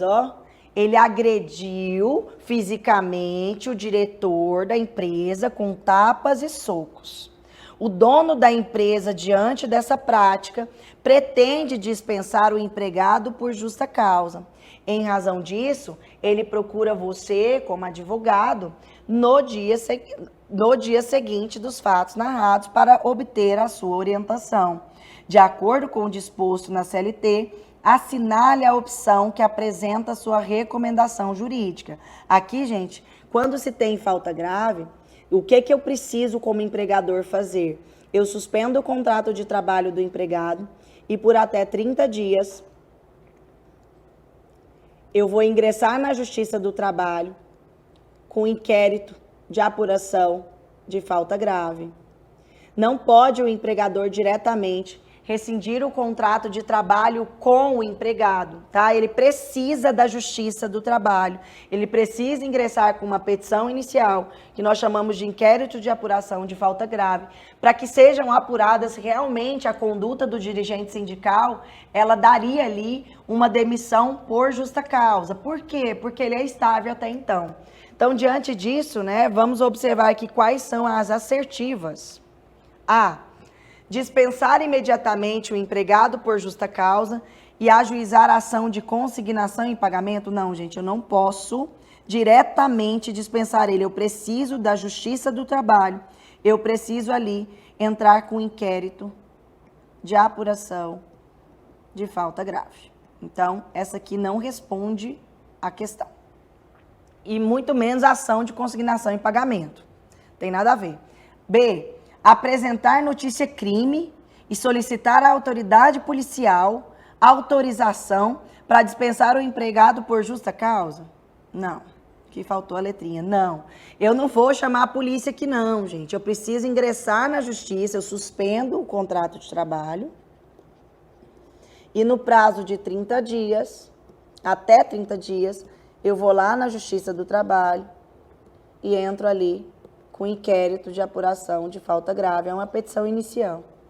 Ok? Então, falso. Suspender um empregado e até 30 dias ajuizar inquérito de apuração de falta grave. Assertiva correta, tá bom? Então, essa é a assertiva correta aqui. Por que não é a letra D? Não fazer nada. Então, você simplesmente deixa para lá? Porque a justa causa teria que ser aplicada no dia dos fatos. Ocorrendo, então, perdão. Falso também. Então, assertiva C é a verdadeira. Então, questão aí 17 respondida. Próxima. Raquel foi contratada como empregada em 2019 por uma sociedade empresária fabricante de automóveis. Ocorre que a fábrica fica em um lugar longínquo, não servido por transporte público regular, e por isso a empresa disponibiliza um ônibus para buscar os empregados pela manhã e deixá-los em casa ao final da jornada. Raquel gasta diariamente, em média, 50 minutos para chegar e outros 50 minutos para retorno. O que nós temos aqui? Uma situação, né, em que a Raquel, a empresa vai lá, disponibiliza o ônibus bonitinho e busca ali os empregados. No caso, a Raquel, ela gasta 50 minutos para ir e 50 minutos para voltar. Será que esse tempo aqui, né, de ida e de volta, a empresa fornecendo ônibus ou não, é considerado ali aquela hora de percurso ou hora itinerary? Não, a resposta é não. O tempo que ela vai gastar, né, de ir e vir de casa para o trabalho, do trabalho para casa, se é local de fácil acesso, de difícil acesso, servido ou não por transporte público, não é mais, depois da reforma trabalhista, não é mais considerado aí como hora itinerary. Então, considerando essas observações, vamos observar as questões aqui. Considerando esses fatos e o que dispõe a CLT, assinale a afirmativa correta. A. Os 50 minutos gastos na ida e os 50 minutos gastos na volta devem ser pagos como horas extras na condição de hora itinerary. Não vai ser pago como hora extra, não tem mais esse tempo computado. Falso. Letra B. o tempo despendido pelo empregado desde a sua residência até o posto de trabalho e para seu retorno não será computado como jornada de trabalho após a reforma trabalhista, indiferente se o empregado trabalha em local de fácil acesso, de difícil acesso, se ele recebe ali, né, se o empregador envia, igual no caso dela, envia um ônibus ali, não é mais considerado. Letra C, o tempo gasto no transporte deverá ser pago, porque será computado na jornada, mas sem adicional. Não é pago e não é computado na jornada. Falso. Letra D, o juiz, no caso concreto, imagina só, hein, gente, o juiz, em cada caso, ele fazer uma análise da geografia do local. Então, aqui você já observa que essa questão é totalmente fora, né? Então, eu não vou nem fazer muito comentário. Ela é muito falsa, ela é muito sem nexo, né? Então, você imagina se cada situação, vai lá o juiz, manda fazer ali a geografia do local para decidir o tempo gasto. Então, isso não existe. Falso. Então, letra B de bola é a questão correta. Bora, bora. Próxima. Milena é vendedora comissionista, ou seja, ela recebe ali, né, gente, por produção. Quanto mais ela vende, maior a sua remuneração. Recebe salário acrescido de comissão. Nós chamamos aqui de comissionista impuro. É aquele que recebe o salário base, né, que é salário fixo, mais a comissão, mais aquilo que eu produzo todos os meses. No último mês de outubro, Milena recebeu uma premiação, ou seja, ela vendeu melhor e aí ela teve uma premiação. Pode ser ali, empregada do mês, é uma premiação.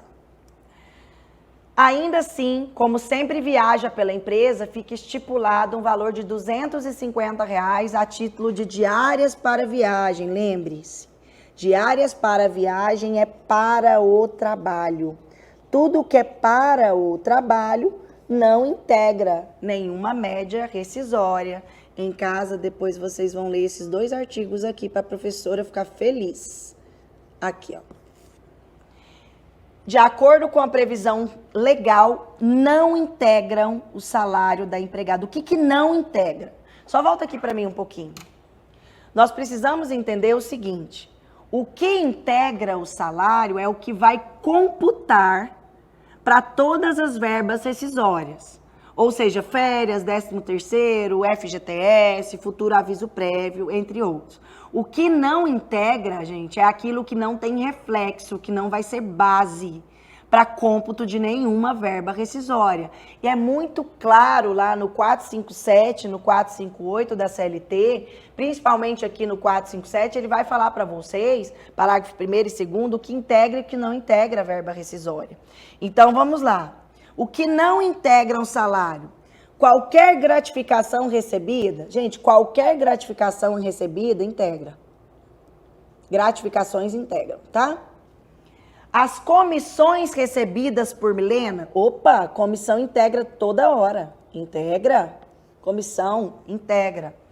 As diárias para viagem e prêmios, diárias para viagem e prêmios, não integram nenhuma verba rescisória. Tá bem previsto, você vai olhar aqui, ó, 457, parágrafo 1º e parágrafo 2º da CLT, vai falar o que integra e o que não integra. Letra D, vale alimentação, permitido o pagamento em pecúnia. Gente, o vale alimentação, se ele for pago, ele não pode ser pago em dinheiro de jeito nenhum. Se ele for pago em dinheiro, é um vale alimentação que possivelmente você vai poder pedir a integralização. Só volta aqui para mim, projeto. Quando eu falo em benefício, vale alimentação, vale refeição, vale transporte, esses benefícios, eles não podem ser pagos em dinheiro. Benefício não integra o salário. Então, vale alimentação é vedado o pagamento em dinheiro. A questão está errada por isso. Aqui colocou permitido. Não é permitido. É vedado. A lei veda qualquer, não vale alimentação, refeição, a lei do transporte, ela veda, ela proíbe o pagamento em dinheiro. Então, a resposta aqui é letra C de casa, tá bom? Próximo aqui. Eduarda é auditora contábil e trabalha na sociedade empresarial calculadora certa, exercendo sua atividade junto aos vários clientes do seu empregador, por necessidade de serviço, e tendo em vista a previsão expressa em seu contrato de trabalho, Eduarda será transferida por 4 meses para um estado distante da federação, pois realizará auditoria física no maior cliente do seu empregador. Aqui nós temos aqui como palavra-chave de interpretação, transferência. Presta bem atenção aqui. Quando eu falo em transferência, eu tenho 2 formas de transferir o empregado: provisoriamente e definitivamente. Aqui a gente já observa que é provisória, porque são apenas 4 meses. Aí você me pergunta assim, professora, eu posso transferir o empregado? Eu vou falar para vocês o seguinte, que a lei regulamenta que é vedada a transferência do empregado a local diferente da sua contratação, sem a sua anuência. Mas nós temos a situação seguinte, que ela é auditora contábil e faz parte da função dela essa auditoria. Então, ela entra aqui na exceção. Quais são os empregados que poderão, efetivamente ser transferidos? Cargo de confiança, gerente, ou contratos que tenham como condição explícita ou implícita, aqui está, ele está mostrando para você que no contrato dela já fica claro que ela precisa fazer as auditorias. Então, nesta situação, gente, aí sim, ela poderá ser transferida provisoriamente. Claro que desde que tenha um porquê dessa transferência, eu não posso simplesmente transferir ela ao acaso. Ah, porque eu não tô mais feliz com ela aqui, deixa eu tirar ela por alguns meses para outro lugar? Não. Aqui, ela vai ser transferida provisoriamente, tem um porquê dessa transferência, e a transferência aqui é provisória. E aí você me pergunta, professora, tem algum adicional enquanto durar tal situação da transferência? Sim, 25% ela vai receber enquanto durar tal situação. Nós falamos aqui de uma transferência provisória. Quem que paga, esse gasto que ela vai ter com a transferência? É o empregador que paga. Então, vamos voltar aqui. Considerando essa situação e os termos da CLT, assinale a afirmativa correta. A transferência é nula porque o empregado tem expectativa de permanecer em um só lugar? Essa assertiva ela é bem fora do normal, viu, gente? Transferência não é nula, ela é possível. A expectativa de permanecer em um só lugar, ela já sabe aqui, que por necessidade do serviço, entendo em vista, a previsão expressa em seu contrato de trabalho, a interpretação na prova da OAB é muito importante, cuidado. Eduarda será transferida por 4 meses, então falso. Letra B de bola, a empregada pode ser transferida e receberá um adicional de 10% que será incorporada ao seu salário mesmo após o retorno. O adicional não vai ser 10% e vai ser incorporado até o momento que ela estiver transferida. Quando ela voltar, automaticamente esse adicional de transferência corta, gente? Ela não vai receber mais, porque ela volta para a base dela de contratação. Falso. Letra C, a transferência somente será possível se houver prévia autorização judicial e, caso permitida, Eduarda fará jus a um adicional mínimo de 50%, não precisa da autorização e não é 50%. Letra D de dado, Eduarda poderá ser transferida e terá um adicional não inferior aqui, a 25%, sobre o seu salário enquanto estiver na outra localidade. Aqui nós falamos em transferência provisória. Então, aqui assertiva D, questão da Eduarda, letra D. Próximo. Reinaldo é empregado da padaria Cruz de Prata, no qual exerce a função de auxiliar de padeiro, com jornada de segunda a sexta-feira, de 12 às 17, e pausa alimentar de 15 minutos.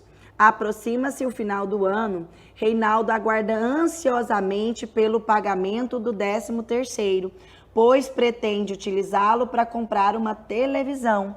A respeito do 13º, assinale a afirmativa correta. Primeira coisa, antes da gente responder. 13º salário, gente, é um direito constitucional, tá bom? Ó, Constituição Federal, artigo 7º. Quando eu falo em 13º, também é uma gratificação. Por isso que a gente chama de gratificação natalina. Lembre-se sempre, o empregado trabalha 12 meses no ano e recebe 13 salários. Fica mais fácil de você lembrar. Lembre-se o seguinte, o 13º pode ser pago em até 2 parcelas, sendo que o empregador não precisa pagar todas as parcelas, né, no mesmo mês a todos os colaboradores, mas ele tem um prazo máximo aqui, ó, de até 20 de dezembro para fazer o pagamento da segunda parcela. Com base nisso, vamos observar a nossa questão. A respeito do 13º salário, assinale a afirmativa correta. Com a reforma da CLT, a gratificação natalina poderá ser paga em até 3 vezes, não pode, ela pode ser paga até 2 vezes, desde que haja concordância do empregado. Mesmo o empregado concordando, gente, não pode ser paga em 3 vezes, falso. Letra B, a gratificação natalina deve ser paga em 2 parcelas, sendo a primeira entre os meses de fevereiro e novembro e a segunda até o dia 20 de dezembro de cada ano. Será que essa aqui tá certa? Vamos para a próxima, só para vocês entenderem. Letra C. Atualmente é possível negociar a supressão do 13º. Gente, será que eu posso usar lá o sindicato para suprimir, retirar o meu 13º salário? Olha, tanto que essa aqui tá falsa. Então, não posso negociar de jeito nenhum a supressão do 13º. Mais uma falsa, ó. Letra D. O empregado tem direito a receber a primeira parcela do 13º salário juntamente com as férias, desde que requeira no mês de março. Falso. Então, aqui, ó, letra B, a gratificação natalina, ela deve ser paga em 2 parcelas, sendo a primeira entre os meses de fevereiro e novembro e a segunda até o dia 20 de dezembro de cada ano. Por que que não é a letra D, professora? O empregado, ele até pode, viu, gente, requerer aí a primeira parcela do 13º juntamente com as férias, mas não é no mês de março, é até ali o período de fevereiro, ok? Então, questão do Reinaldo ali, letra B de bola, bora. Próxima. Regina foi admitida pela Sociedade Empresada Calçados Macios Limitada em abril de 20 para exercer a função de estoquista. No processo de admissão, foi ofertada a Regina um plano de previdência privada, ó, plano de previdência privada, lá no contrato de trabalho dela, no contrato de trabalho, parcialmente patrocinado pelo empregador. Uma vez que as condições parecem serem vantajosas, Regina aderiu formalmente ao plano em questão. Ela foi lá e falou com o empregador, não, empregador, eu quero esse plano de previdência privada sim, então eu vou querer. Então foi uma negociação contratual, ok? No primeiro contra-cheque, Regina verificou que na parte de descontos havia subtração da previdência social e de previdência privada. Aqui, ó, ela aceitou por contrato. Aqui, ó, é uma questão de lei. Então, são 2 previdências diferentes. Uma é legal, que é a Previdência Social, INSS, que no momento que eu sou empregado ali, assinou a minha carteira, automaticamente haverá subtração a título de Previdência Social para todo e qualquer trabalhador. Isso aí é inquestionável, é inegociável. E a Previdência privada, ela, a empregada, quis. Então, é uma questão contratual. Então, assinale a opção que indica, de acordo com a CLT, a natureza jurídica desses descontos. Ambos são descontos legais? Falso. Legal vai ser a Previdência Social, certo? Por lei, é só o INSS. Falso. INSS é desconto legal e Previdência Privada Contratual? Opa, será que é? Olha, INSS não é por lei? Previdência Privada não é por contrato? Ela não foi lá, aceitou no contrato de trabalho? Então, letra B de bola. Letra C, ambos são descontos contratuais? Falso. Um é contratual e o outro é legal. Letra D, INSS é desconto contratual e Previdência Privada legal é o inverso, falso também. Então, presta bastante atenção a essa questão aqui. Essa questão é uma questão fácil, mas é uma questão que merece uma atenção em relação à interpretação. Próximo. Eduardo e Carla são empregados do supermercado Praiano Limitada, exercendo a função de caixa. Após 10 meses de vigência do contrato, ambos receberam aviso prévio em setembro de 19 para ser cumprido com o trabalho. Contudo, 17 dias após, o supermercado resolveu reconsiderar a sua decisão e manter Eduardo e Carla no seu quadro de empregados. Entendam o seguinte, eles foram lá, os dois, e receberam um aviso prévio, tá? Então, transformou o contrato deles, que era indeterminado, né, em contrato indeterminado em contrato determinado. Ocorre que ambos não desejam prosseguir, porque nesse período eles distribuíram seus currículos e conseguiram a promessa de outras colocações num concorrente do supermercado Praiano com um salário um pouco superior. Ou seja, gente, nesse momento, o Eduardo e a Carla lá, eles foram atrás de emprego e eles conseguiram uma melhor colocação. O que a gente tem que pensar aqui é o seguinte, será que eles são obrigados a voltar ou não? Se o empregador, ele deu ali o aviso prévio, ele fala, ó, a partir de próximos 30 dias ali, você não está mais no meu quadro, né, empresarial. Então, a pessoa, ela tem um prazo ali para se organizar, e eles assim fizeram. Então, diante da situação posta e dos termos da CLT, assinale a afirmativa correta. Os empregados não são obrigados a aceitar a retratação, que só gera efeito se houver consenso entre empregado e empregador. Claro, eles não são obrigados de jeito nenhum. Se eles chegarem no empregador e falar, olha, eu não vou voltar porque eu já arrumei um emprego melhor, o empregador simplesmente vai fazer a rescisão normal e eles, empregados, não são obrigados, tá bom? Letra B. Os empregados são obrigados a aceitá-las? Não são. Uma vez que a retratação foi feita pelo empregador ainda no período do aviso prévio, a resposta é falsa.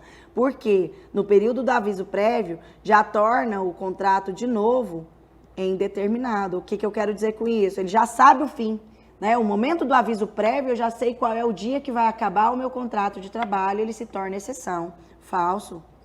Letra C. A retratação deve ser obrigatoriamente aceita pela parte contrária, se o aviso for trabalhado. E se for indenizado, não há necessidade de concordância das partes. Gente, totalmente fora, a lei nunca falou isso e nem vai falar, eu acredito eu. Então, falso. Letra D, o empregador jamais poderia ter feito isso. Tá vendo aqui, gente? A lei jamais vai fazer desse jeito. Então, cuidado que tem de 4 assertivas, pelo menos aí 2, elas são muito fora do contexto normal, o que te dá uma segurança, se você olhar para ela e falar assim, não, é falso mesmo. Ó, começou a explicar demais, porque a CLT não prevê a possibilidade de reconsideração do aviso, o que torna irreversível a partir da concessão. Então, aqui nós vemos que é totalmente fora. Letra A é a assertiva correta. Renato é empregado doméstico que atua como caseiro no sítio de lazer do seu empregador. Ó, ele é doméstico e trabalha como caseiro. Então, ele é um doméstico do campo, certo? Contudo, a carteira dele, do Renato, foi assinado como operador de máquinas da empresa de titularidade do seu empregador. Renato tem receio de que no futuro não possa comprovar a experiência na função de empregado doméstico e, por isso, intenciona ajuizar reclamação trabalhista para regularizar a situação. Ou seja, ele não quer permanecer ali, gente, como empregado ali, como operador de máquina, ele quer ali pedir a retificação da sua carteira de trabalho. Vamos ver como é que funciona?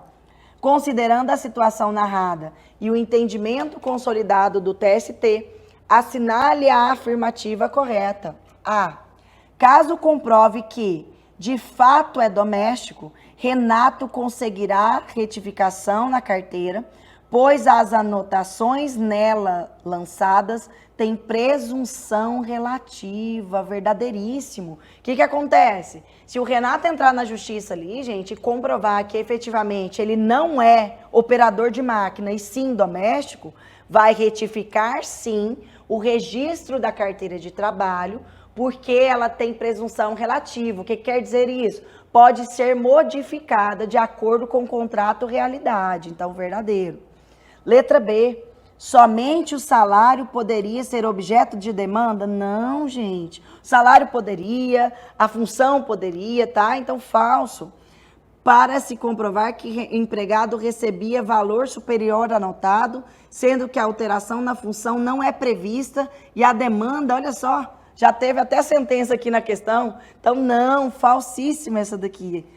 A demanda não terá sucesso? Aí depende, né? Então, tá muito falso aqui. Letra C. Caso Renato comprove que é doméstico, o pedido será julgado procedente, mas a alteração será feita com modulação de efeitos, com retificação da data da sentença em diante. Não, não é da data da sentença em diante. É do dia 1 que ele conseguir comprovar que ele efetivamente era caseiro. Então, vai lá, se tinha 1 ano ali que ele trabalhou nessa condição, vai retificar desde o dia 1 ali que ele já trabalhou como caseiro. Falso. Letra D. Renato não terá sucesso na sua reclamação trabalhista, porque a anotação feita na carteira profissional tem presunção absoluta? Não, professor, ela tem presunção relativa. Então, a letra D também é falsa. Então, a questão do Renato, assertiva A. Próxima questão. Uma indústria de calçados que se dedica à exportação possui 75 empregados. No último ano, Davi foi aposentado por invalidez. Então, coloca o nominho aqui. Quando tem muito nome, ideal você fazer assim na prova. Davi, aposentado por invalidez. Invalidez. Isso. Heitor pediu demissão. Lorenzo, justa causa. E Laura rompeu o contrato por acordo com o empregador na nova modalidade de ruptura trazida pela 13467. Ou seja, gente, aqui, ó, ela fez uma rescisão ali por mútuo acordo, tá? Então, rompeu o contrato por acordo com o empregador, aproveitando-se da nova modalidade da ruptura. Então, com certeza aqui é aquela rescisão por mútuo acordo, tá bom? Então, de acordo com a norma em regência, assinale a opção que indica, em razão dos eventos relatados, quem tem direito ao saque do FGTS. Então, primeiro aqui, será que o Davi saca? Será que o Heitor saca? Será que o Lorenzo saca? Será que a Laura saca?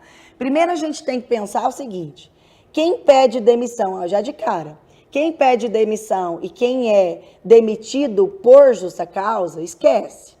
Esse empregado aqui, ó, ele não vai ter direito ao saque do FGTS. Professora, quem tem direito ao saque do FGTS de um modo geral?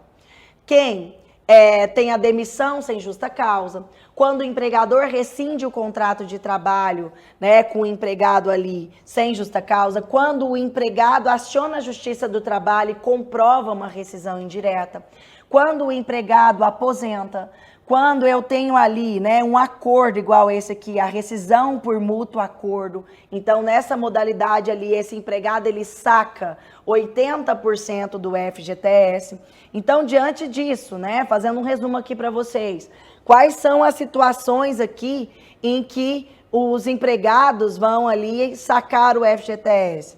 O Davi, ele aposentou por invalidez. Ele saca? A resposta é sim. E a Laura, ela fez aquele acordo, rescisão por mútuo acordo. Será que ela saca? Ela saca também. Davi e Laura somente? Vamos ver as outras. Todos poderão sacar? Falso. Heitor não saca, Lourenço não saca. Laura somente saca? Falso. Davi, Heitor e Lourenço somente? Ó, não saca, não saca. Então, letra A de amor é a assertiva correta. Presta atenção que a prova ali, depois vocês vão dar uma olhadinha aqui, ó. Lei 8.036 de 90, que é a lei exatamente ali do FGTS, principalmente ali no artigo 15 e o artigo 20 da lei, que ele vai falar ali para você algumas situações de saque do FGTS. Então, essa assertiva aqui, essa questão é a letra A de amor. Próxima questão, vamos lá? O Sindicato dos Empregados X entabulou com o Sindicato dos Empregados Y uma convenção coletiva de trabalho para vigorar de julho de 19 a junho de 21. Gente, só parando aqui para você entender. Quando eu tenho uma convenção coletiva, um acordo coletivo, o tempo ali é de 2 anos. Qual que é a diferença, professora, entre acordo coletivo e convenção coletiva? Convenção, nós temos ali regras que são convencionadas por toda uma categoria profissional em pelo menos ali um município. É um princípio constitucional que nós temos também, que é o princípio da unicidade sindical. No momento que se registra um sindicato ali, para aquele município não vem outro sindicato para regulamentar aquela categoria. Então, convenção são regras gerais entabuladas para toda uma atividade profissional dentro de pelo menos um município. Acordo coletivo é liberalidade de negociação entre uma ou mais empresas diretamente com o sindicato e os trabalhadores que regulamentam algum tipo de norma, algum tipo de benefício. Entre acordo, normas de acordo e convenção coletiva para o mesmo período, sempre prevalecerá regras de acordo coletivo do trabalho. Artigo 620 da sua CLT, que cai muito na sua prova. A professora vai deixar um plus aqui para vocês. Volta aqui. O Sindicato dos Empregados X entabulou com o Sindicato dos Empregados Y uma convenção coletiva de trabalho para vigorar de julho de 19 a junho de 21. Nela, ficou acertado que a jornada seria marcada por meio de um aplicativo desenvolvido pelos sindicatos, que haveria instituição de banco de horas anual, que nas jornadas de trabalho de até 7 horas diárias, haveria um intervalo para a refeição de 20 minutos, será que pode? E que a participação nos lucros seria dividida em 4 parcelas anuais. Então, considerando o teor da norma coletiva e suas cláusulas, considerando o disposto na CLT, assinale a afirmativa correta. A convenção coletiva é nula quanto à participação nos lucros, que não pode ser dividida em mais de 2 parcelas. Gente, quando eu falo em participação nos lucros da empresa, ela pode sim ter a sua regulamentação até em mais de 2 parcelas pelo sindicato da categoria. Então, falso. B, é nula a fixação de pausa alimentar inferior a 30 minutos para jornadas superiores a 6 horas, mesmo por norma coletiva. Verdadeiro, ó. 611A da CLT, ele fala o seguinte, que poderá sim ser reduzido o intervalo em jornadas acima de 6 horas de trabalho por dia, por meio de acordo ou convenção coletiva, mas para um tempo de 30 minutos. Quando ele vem e fala aqui 20 minutos, não é possível, tá? E porque a jornada aqui, gente, ó, é de 7 horas, né? Então, se a gente for pensar, se for jornada superior a 6 horas, não é possível, tá? Então, verdadeiro. C de casa. Inválida a cláusula referente à modalidade de registro da jornada de trabalho, que não pode ser feito por meio de aplicativo. Pode sim, gente, o registro de jornada pode sim. Inclusive, é muito comum hoje, né? Essas modalidades serem feitas por aplicativo. Então, falso. D de dado. Inválido o banco de horas estipulado, pois em norma coletiva, ele somente pode ser realizado para compensação semestral. Tem um sindicato aqui, pode ser feito por compensação anual. Então, a assertiva aqui, ó, B de bola. Próxima questão. Jorge era caixa bancário e trabalhava para o Banco Múltiplo S.A. Recebia salário fixo de 4.000 mensais. Além disso, recebia comissão de 3% sobre cada seguro de carro, vida e previdência social oferecido a aceito pelos clientes do banco, o que fazia concomitantemente com suas atividades de caixa, computando-se o desempenho para suas metas e da agência. O produto em referência não eram do banco, mas sim da seguradora Múltiplo, empresa do mesmo grupo econômico. Se a empresa, gente, é do mesmo grupo econômico, há que se falar em apenas um contrato de trabalho, pois o Jorge trabalha como bancário, mas ele vende produtos do grupo. Cuidado com isso. Diante disso, observando o entendimento jurisprudencial consolidado do TST, bem como as disposições da CLT, assinale a afirmativa correta. A. Os valores recebidos a título de comissão não devem integrar a remuneração de Jorge por se tratar de liberalidade. Gente, comissão sempre integra a remuneração de qualquer empregado. Então, falso. B de bola. Os valores recebidos a título de comissão não devem integrar a remuneração de Jorge, porque relacionada a produtos de terceiro, gente, essa empresa é do grupo econômico, tá? Então, se é do grupo econômico, ele trabalha para empregador único, então ela tem sim que integrar. Falso. Letra C. Os valores recebidos a título de comissão devem integrar a remuneração de Jorge. Verdadeiríssima. 457, 458, CLT e seguinte, vocês vão ler em casa. Letra D de dado. Os valores recebidos a título de comissão não devem integrar a remuneração de Jorge, uma vez que ocorreram dentro do horário normal de trabalho para qual Jorge já é remunerado pelo banco. Uma coisa, gente, é você receber um salário pela sua jornada. Outra coisa é você ter ali uma comissão de 3%. Claro, logicamente, você está vendendo os produtos dentro da sua jornada de trabalho. Então, falso, é até incoerente essa assertiva. Então, nós temos ali a letra C de casa. Volta aqui para a professora.